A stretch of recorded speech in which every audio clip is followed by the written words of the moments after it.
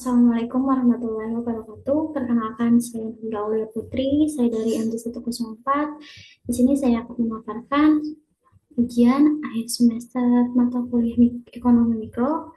Di sini saya mengambil salah satu contoh isu ekonomi yang berjudul perubahan tarif PPN 12%. Nah, untuk yang pertama ini adalah wujudkan keadilan dan kesejahteraan masyarakat.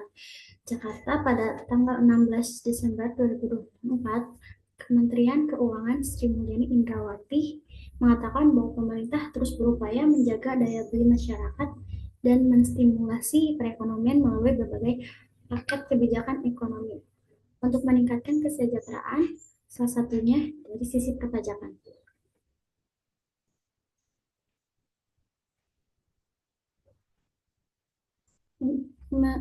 Menke menjelaskan pajak merupakan instrumen penting bagi pembangunan dan pemungutan, mengutamakan prinsip keadilan dan gotong royong. Kebijakan PPN 12% yang bersifat selektif untuk rakyat dan perekonomian. Selain adil, stimulus ini juga mengedepankan keberpihakan terhadap masyarakat. Keberpihakan itu dapat dilihat dari penetapan barang dan jasa yang dibutuhkan masyarakat banyak seperti kebutuhan pokok, jasa pendidikan, jasa kesehatan, jasa angkutan umum tetap dibebaskan dari PPN alias PPN 0%. Namun, barang yang seharusnya membayar PPN 12% antara lain tepung terigu, gula untuk industri, dan minyak kita. Dulu minyak curah. Beban kenaikan PPN sebesar 1% akan dibayarkan oleh pemerintah DTP. Sedangkan penyesuaian tarif PPN akan dikenakan bagi barang-barang dan jasa yang dikategorikan mewah. Seperti contohnya, kelompok makanan yang berharga premium, layanan rumah sakit kelas VIP, dan pendidikan berstandar internasional yang berbiaya mahal. Selain itu, pemerintah juga memberikan stimulus dalam bentuk berbagai bantuan perlindungan sosial untuk kelompok masyarakat menengah ke bawah. Contohnya itu bantuan pangan, diskon listrik 50%, dan lain-lain. Serta insentif perpajakan seperti perpanjangan masa berlaku PPh final 0,5% untuk UMKM, insentif PPh 21 DTP untuk industri pada karya, serta berbagai insentif PPN dengan total alokasi mencapai 2.650,6 triliun untuk tahun 2025. Pemerintah juga akan terus mendengar berbagai masukan dalam memperbaiki sistem dan kebijakan perpajakan berkeadilan. Menke berharap dengan berbagai upaya ini, momentum pertumbuhan ekonomi dapat terus dijaga sekaligus melindungi masyarakat serta menjaga kesehatan dan keberlanjutan APBN.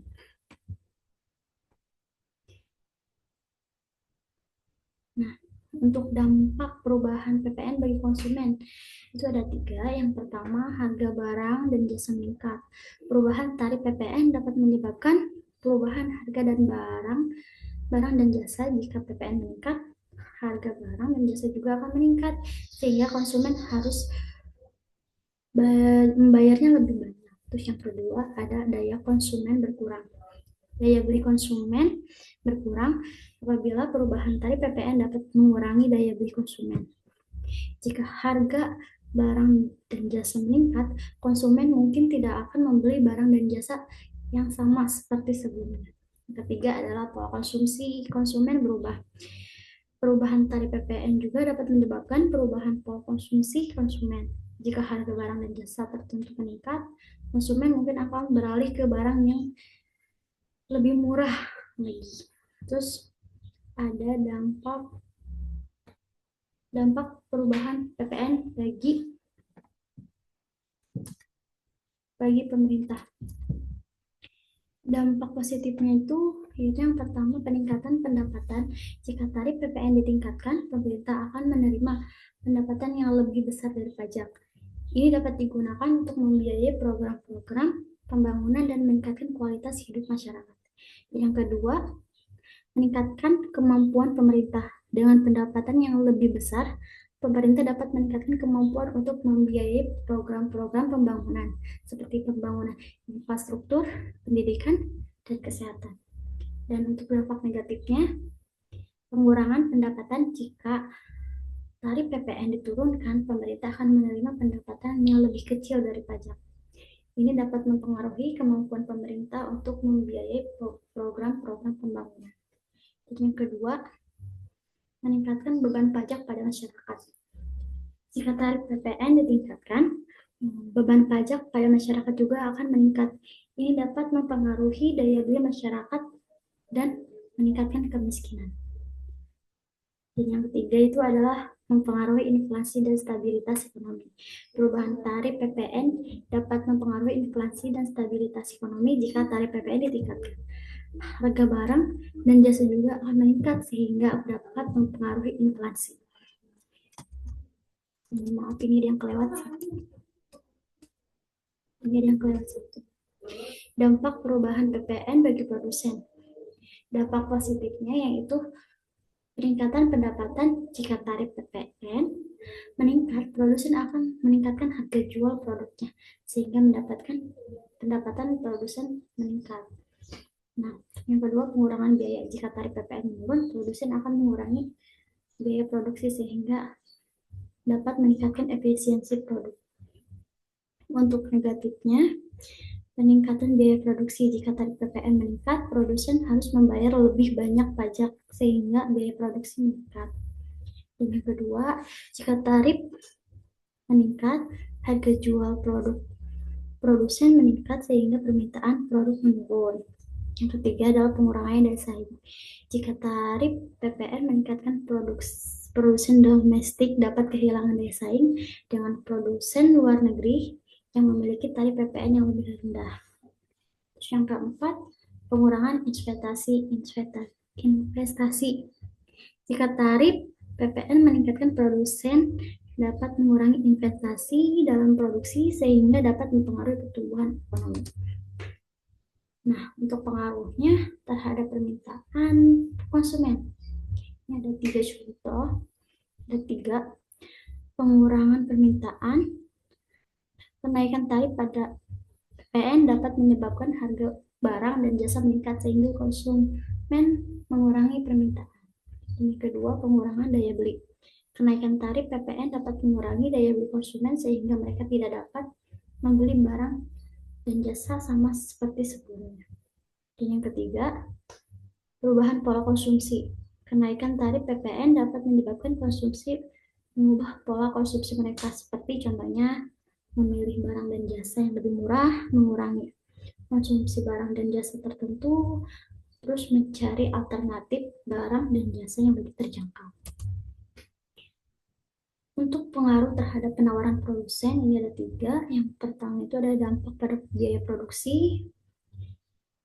Jika PPN naik 12%, dapat meningkatkan biaya produksi bagi produsen karena mereka harus membayar pajak yang lebih besar.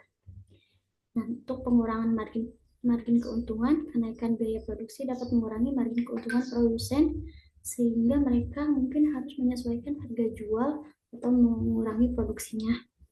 Yang kedua adalah dampak pada kuantitas yang ditawarkan. Yang pertama adalah pengurangan kuantitas yang ditawarkan. PPN 12% dapat menyebabkan produsen mengurangi kuantitas atau jasa yang ditawarkan karena biaya produksi yang lebih tinggi. Perubahan struktur biaya.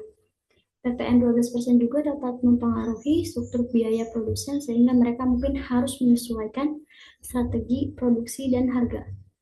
Yang ketiga, dampak pada harga jualnya.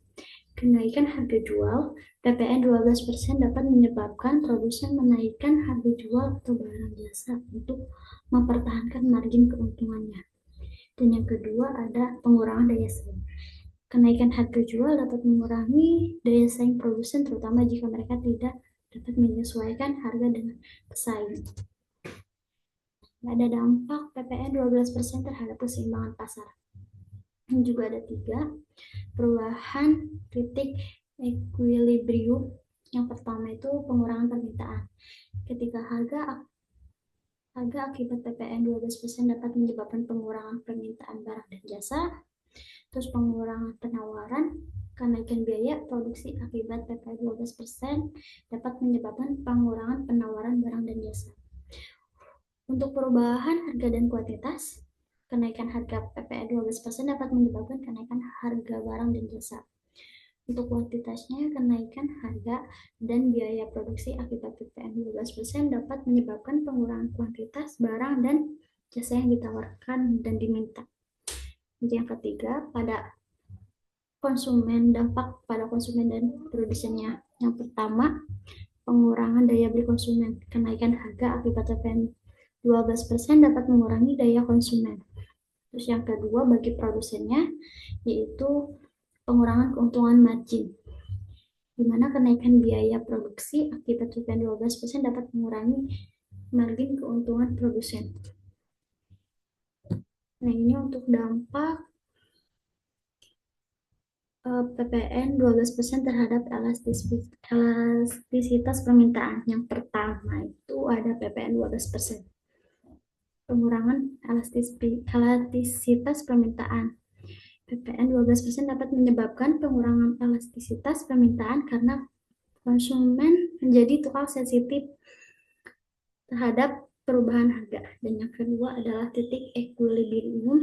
PPN 12% dapat menyebabkan perubahan titik equilibrium pasar sehingga harga dan kuantitas yang ditawarkan dan diminta berubah. Yang ketiga ada pengaruh terhadap barang dan jasa. PPN 12% dapat mempengaruhi elastisitas permintaan barang dan jasa yang berbeda tergantung pada tingkat elastisitas permintaan masing-masing barang dan jasanya. Terus ini terhadap penawarannya, yang pertama itu pengurangan penawaran pada elastisitas. PPN 12% dapat menyebabkan pengurangan elastisitas penawaran karena produsen menjadi kurang sensitif terhadap perubahan harga. Yang kedua adalah perubahan biaya produksi. PPN dapat menyebabkan perubahan biaya produksi sehingga produsen harus menyesuaikan harga jual atau mengurangi produksinya. Dan yang ketiga, terhadap pengaruh industri. PPN 12% dapat mempengaruhi elastisitas penawaran industri yang berbeda-beda tergantung pada tingkat elastisitas penawaran masing-masing industri. Next. Dampak PPN terhadap efisiensi pasar.